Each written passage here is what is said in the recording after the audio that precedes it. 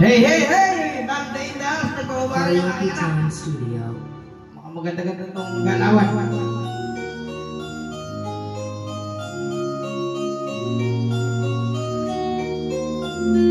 on. Dali na no problema, bakit di ka makawala sa katena? Sa gabing-gabi ikaw ay nakasenda, hanap buhay mo ngayon. Magdali na no problema, alam naman na dahil sa katena. Sa iyong ama ikaw ay prinsesa, nung nangyari sa'yo, ito'y kwento ng isang babae. Tulog sa umaga, gising sa gabi, ang kanyang mukhay puno ng malurete. Sa lugar ng ilaw ay patay hindi. Sinulat natin ang istorya, ngunit kanyang madaling na kaibigan.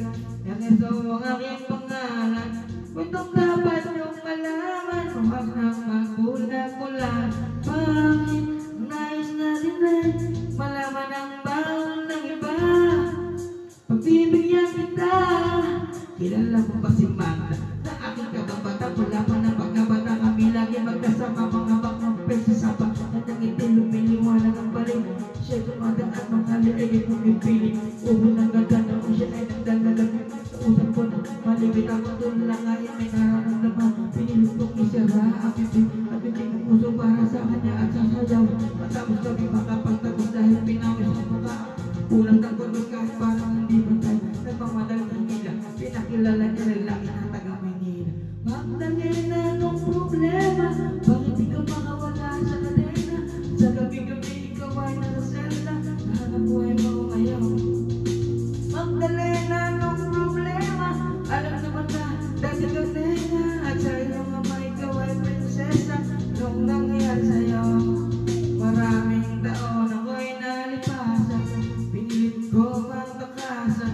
Magmasaya aking nalaman ang tunay kong kailangan. Di ko maipaligan. Pagtingin ko sa iba, minamahal ko siya.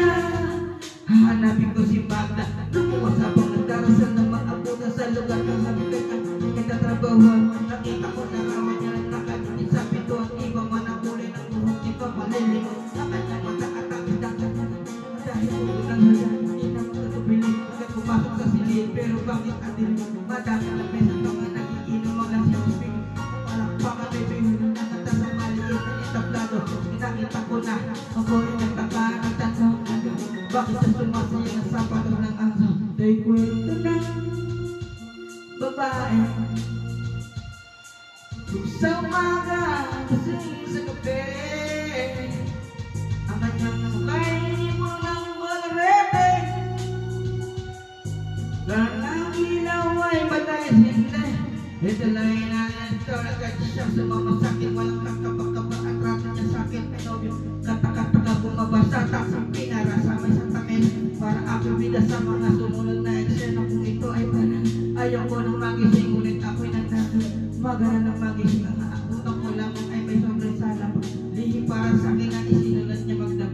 Gulong-gulo ang isip pinilit kong basahin. Di malilimutan na mga sinasabi. Hanggang ito, alam kong tulog ay manahal.